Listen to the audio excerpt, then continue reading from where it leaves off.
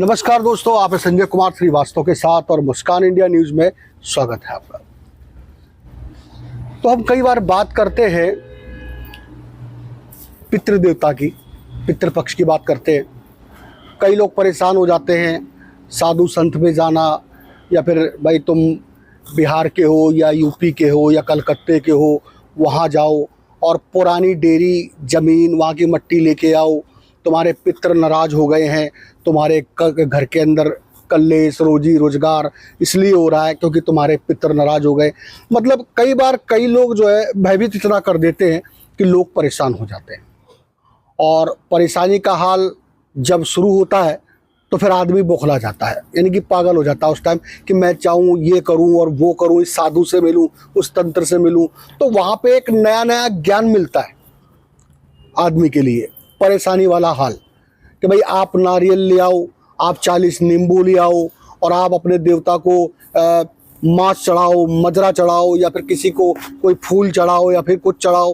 तो मतलब कुल मिला के आदमी गोलमोल होके वहीं पे गुम हो जाता है। तो दर्शकों, ऐसा कुछ नहीं है। हम बात करेंगे, हमारे बीच में परम ज्ञानी योगी साहब बैठे हुए हैं, और योगी साहब की हम जितनी तारीफ करें उतनी कम है, क्योंकि ज्ञान से कूट कूट के इनकी नसों में भरा हुआ है, और वो ज्ञान की बातें, वो शब्दें निकल के बाहर आएगी जहां से आप परेशानी की समस्या से हल पा सकते हैं। तो ये बात करते हैं माथुर जी से। माथुर जी, बहुत बहुत स्वागत है हमारे मुस्कान इंडिया के अखबार में। लोग बाग देख रहे हैं, तो पूरा परिचय बताएं एक बार। बहुत बहुत धन्यवाद और सादर प्रणाम आपको, आपके दर्शकों को, और इस पावन माँ के सभी पितृपुरखों को, हुतात्माओं को, बलिदानियों को, सभी कोटि कोटि प्रणाम। आज माथुर जी, कई बार जो है लोग आदमी जो है बौखला जाते हैं। मतलब कुछ लोग सच्चे भी है, कुछ झूठे भी है, मैं सभी की बात नहीं करूँगा। ये दुनिया है, ये समाज है, सभी लोग पड़े हुए हैं। तो वहाँ पे कई लोग को पितर को लेके घबरा जाते हैं कि भाई इसको ऐसे मनाओ, वैसे मनाओ, ये करो और वो करो। आपकी क्या अपनी राय है?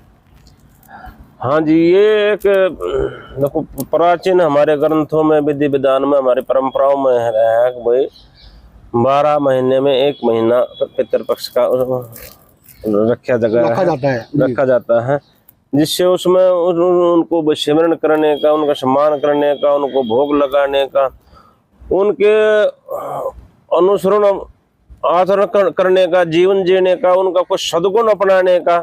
तो इस तरीके से ये मनाया जाता है, और तभी वो एक महसूस भी होता है अगर भाई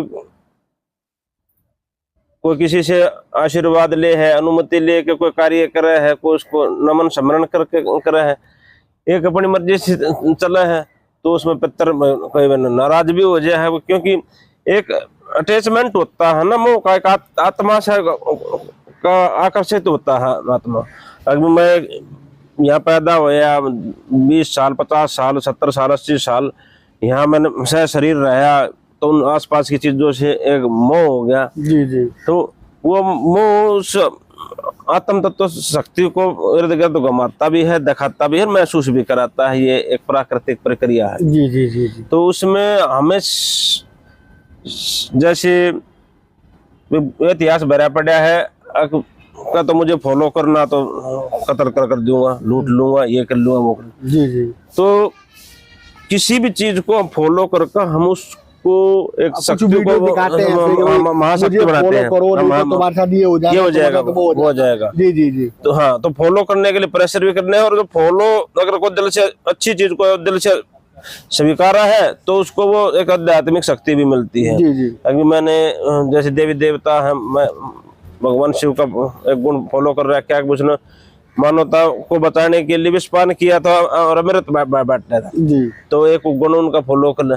तो इसी तरह कैसे अपने पितरों का एक अच्छा सकारात्मक जो गुण है, परिवार हित में हो, समाज हित में हो, अपने देश हित में हो, सर्व हित में हो, जो अच्छा गुण है उसको स्वीकार है, उसको नमन करे और वो प्रक्रिया वो करे। बहुत बढ़िया। माथुर साहब, मैं जानना चाहूंगा, जैसे कि 12-13 दिनों का ये पितर होता है, ये जो पितर हैं इनको मनाए कैसे? मान लो अगर कोई रूठा हुआ पितर है तो उनको कैसे मनाए? देखो जी,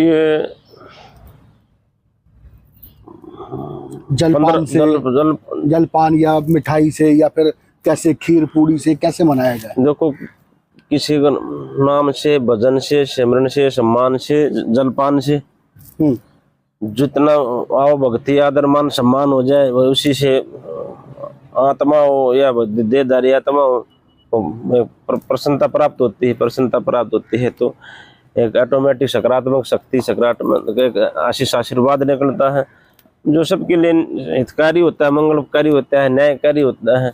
इसलिए ये हमारे अच्छा माना गया है और एक पूरी श्रद्धा लगन से करना चाहिए, ना कि कोई भाई चलो आज एक फॉर्मेलिटी के तौर पर वैसे ही टेम्परेरी तौर पर कर क्या दिया। जरूरी है माथुर साहब कि अगर किसी के घर में कलेश हो रहा है या फिर घर की रोजी रोजगार में बेकारी आ रही है, तो क्या इसका कारण यही है कि पितृ देवता नाराज है या फिर और भी कोई कारण हो सकता है?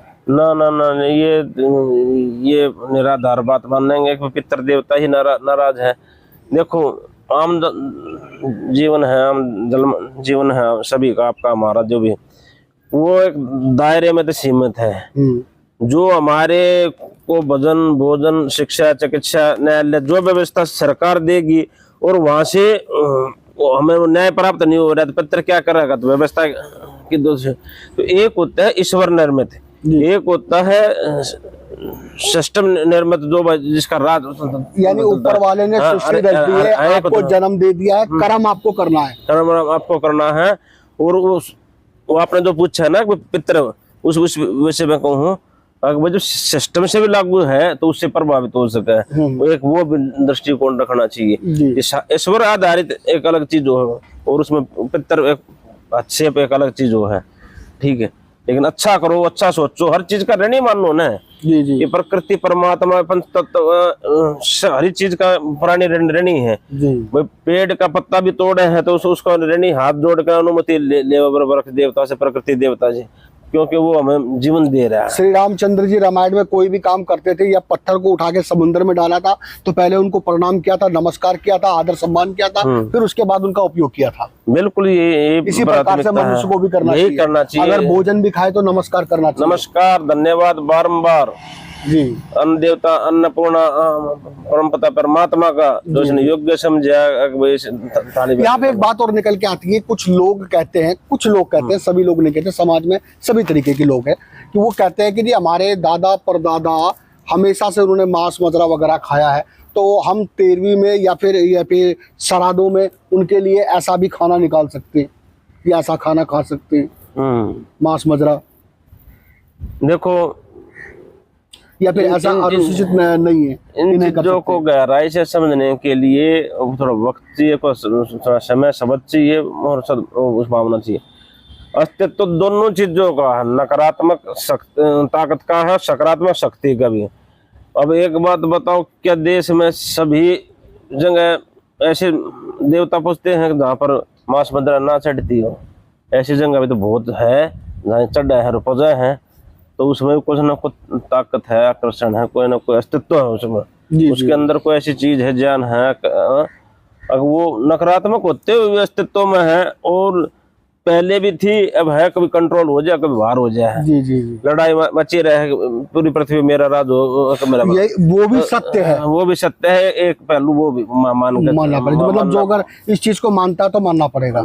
हाँ, देखो, हम तो कहे हैं कि कोई जीव या पितर कहता नहीं आगे भाई मेरे ऊपर कोई बलि दो, अनुभव। जी जी, ये एक है प्रकृति परमात्मा की, ना कोई ईश्वर कहता, ना कोई पितर कहता। हाँ जी, ये तो अपनी मर्जी के हैं। जी जी, और जितना हम इस चीज को देखो बढ़ावा देंगे तो बढ़ जाएगी। जी जी, अगर इसको कंट्रोल करेंगे तो कट जाएगी। हम सकारात्मक सोचेंगे तो सकारात्मक भोजन दो ना। जी जी, पूरी हो गया, लड्डू हो गया, खीर हो गई, इस चीज से भी पूजा कर सकते हैं। बिल्कुल, शुद्ध शाकाहारी दो उसको। जी जी जी, क्या अर्थ है? जी जी जी, जो है इसमें। तो मतलब अगर जो वो कह रहा है कि जी हम मांस मदिरा से ही करते हैं तो भी कोई दिक्कत नहीं है भाई, उसमें भी शक्ति है। और जो अगर शाकाहारी भी कर रहा है तो उसमें भी कोई दिक्कत नहीं सकती, यानी दोनों तरफ ऊर्जा है।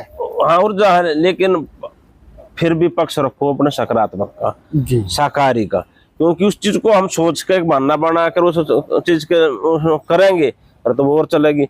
एक चीज का नेगेटिव प्रभाव है तो उसको कंट्रोल करके चलो, अवॉइड करके चलो, जो सकारात्मक दृष्टिकोण है वो अपना के चलो।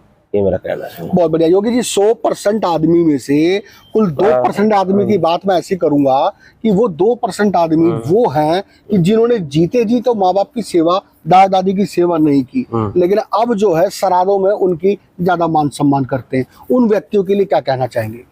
उन व्यक्तियों के लिए कोई बुरा दुर्दिन वक्त शब्द तो प्रयोग नहीं करेंगे। सामने हमारे पूजनीय गुरु जी भी है, महाराज भी आगे हैं जी। तो उनको नमन करते हुए इतना कहेंगे, ईश्वर उनको सद्बुद्धि दे।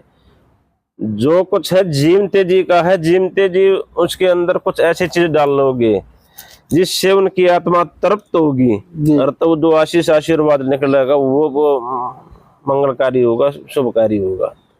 और जब उसके बाद वो मूर्ति बना दे हैं और उसका ना पेट होता है, ना मन होता है, ना कोई आते होती है, ना कोई भावना होती है, और उसके होठों पे हलवा लगा कर अंदर धका वजा है तो खा लवा, ये नहीं।